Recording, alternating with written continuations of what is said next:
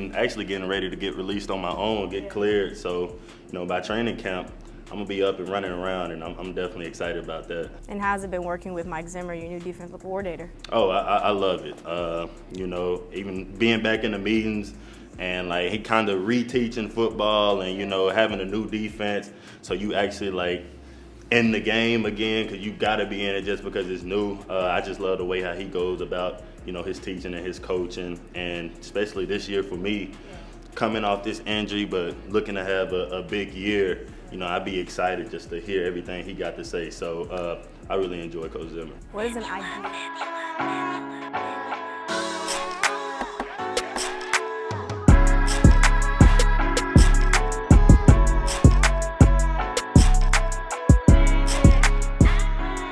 What's good, people? It's your boy, Mr. Rome, Cowboys fan talk, right back. Like I never left. What's up with y'all? How y'all feeling, man? Listen, I'm feeling good, man. The players reported to training camp yesterday. They out in Oxnard. First practice is tomorrow. And listen, the news is about to start coming hot, heavy, and every day. But listen, before that happens, do me a favor. I would appreciate it. If you're not subscribed, hit the subscribe button.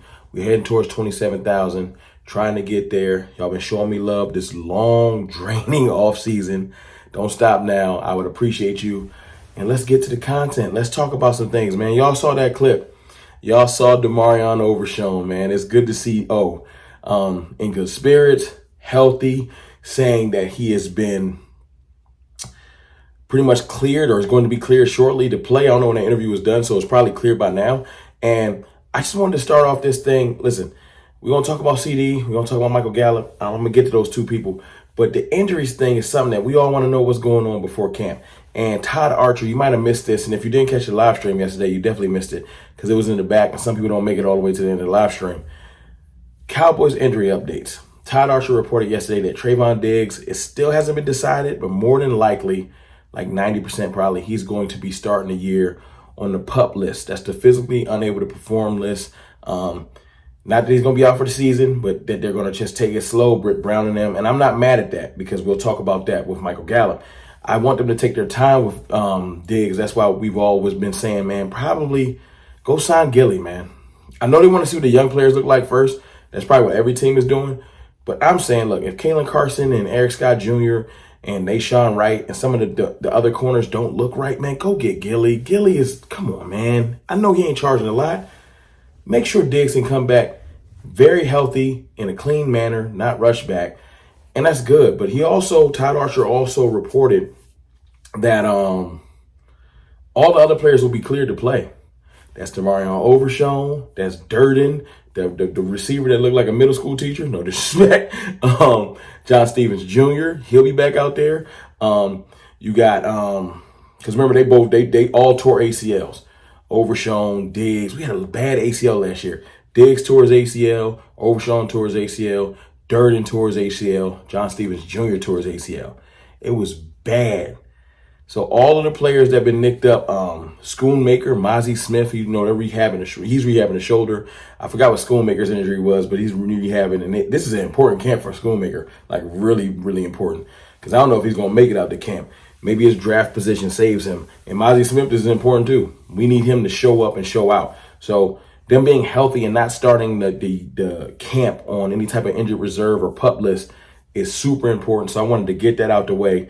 Also wanted to give y'all an update on Ceedee Lamb. There's no update. no. But shout out to Patrick No-C Walker. Shout out to James Slater.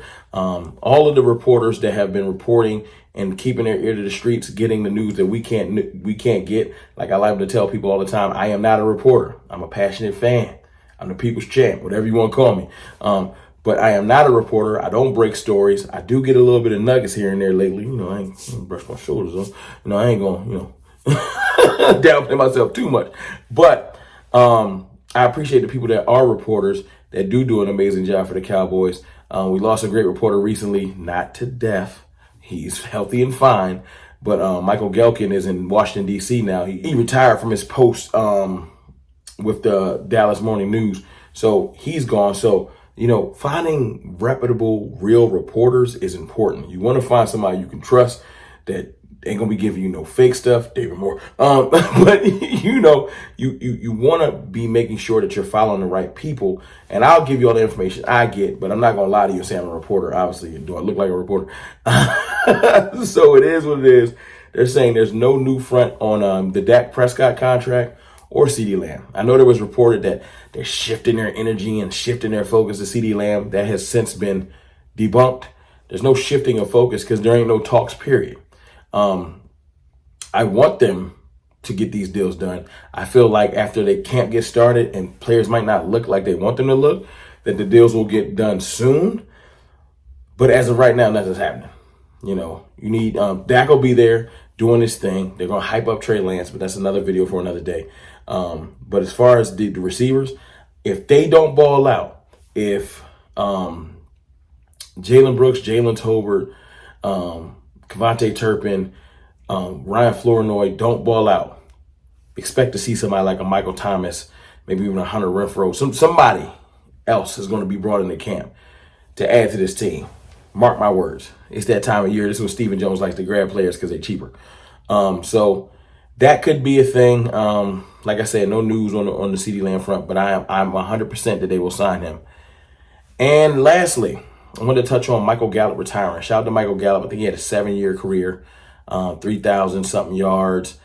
Not the most gaudy stats, but just a great player for us, man. When he was at his peak, he was very dangerous, very explosive, high pointing the ball, acrobatic catches, a lot of passion in his play. He loved Dallas.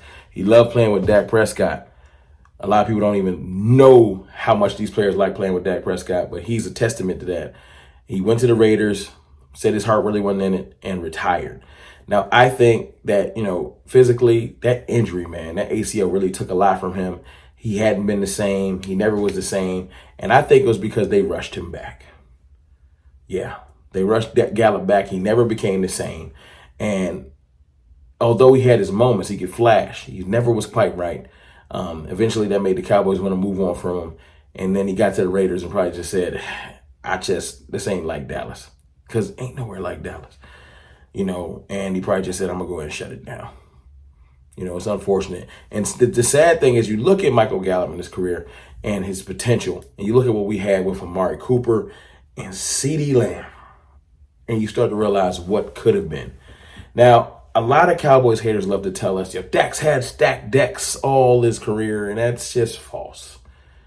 Early on in his career, Dak had Dez Bryant and Jason Witten. And then Jason got old and retired. Dez Bryant got hurt and eventually ended up moving on and then retiring. And then they did receiver by committee with Allen Hurns and that's when Michael Gallup came in as a rookie. That's the irony, tied it all together. But bunch of Cole Beasley, a bunch of hodgepodge, and that didn't work out. And then the next year they had to trade for Amari Cooper. Not next year, during that year, they had to trade for Amari Cooper mid-year because of how bad we looked. And then we went on a tear and made the playoffs because Dak Prescott does not have a losing season starting the entire season outside of his injury season. But the Cowboys really realized the error of their ways, realized they needed to give him something. And they brought in Amari Cooper. Having Amari Cooper and Michael Gallup developing, and then in 2020, 2 years later, they draft Ceedee Lamb. It looks like it's going to be craziness going on. Because Ceedee Lamb was not supposed to fall to us, right? So we looking good, you know. And it just never came to fruition. Just never did. Injuries and COVID and all kinds of craziness. And they only played, I think it was 7 games together. But I feel like it's 5. But 5 or 7 games together, literally. That crew that when you visualize Dallas, people always think Dak had Michael Gallup, Ceedee Lamb, and Amari Cooper for like 3 or 4 years, and they was dotting it up. No. Dak Prescott has gotten these number one offenses with hodgepodge crews, not a whole lot of top receivers, because he had Amari Cooper for a year. Yeah, and they got busy, and then they had him for the next year. And Michael Gallup was developing as a third-round receiver. And then when he got Ceedee Lamb, it never happened. Ceedee Lamb was developing. Somebody got hurt. People out for COVID. They just never played together. And it's crazy. And then when they would have played together, he was hurt. He broke his ankle and was gone. So it's just didn't work out, man. It just didn't work out. It's frustrating because that visual, that picture makes people think, yo, Cowboys was on one. They had all the weapons. No. Jalen Hurts has played more with Devontae Smith and A.J. Brown than Dak Prescott has ever got a chance to play with those three receivers. It's revisionist history. That image makes you think, oh, he had mad weapons, but he never really got to play with them. If he wasn't hurt, someone else wasn't hurt, someone else had COVID. It's just too much going on and that worked out. And it's just frustrating because it's what it could have been. But if you know, you know. Real fans know that we never got a chance to use that three-headed monster. We just never did. But anyway, let's talk about yesteryear and talk about this year. I'm curious to see what we're going to do now. Ceedee Lamb has become an all-pro dominant monster, right? You got Brandon Cooks, who is the consummate veteran. He's going to be ready. Who's going to be number 3? Is it Ryan Flournoy? Is it Kevontae Turpin? Is it Jalen Brooks? Is it Jalen Tolbert? Or is it somebody that's not on the roster? We're going to see. But look, it's your boy, Mr. Rome. I just want to touch base on those things, man. What's wrong with me? I wish you the best in retirement, Michael Gallup. We appreciate you. Hope the Ceedee Lamb contract gets done. I really, really do. But I'm happy everybody else is healthy and ready to go. It's your boy, Mr. Rome. I'm ready for camp tomorrow, live stream tomorrow. I'll holla.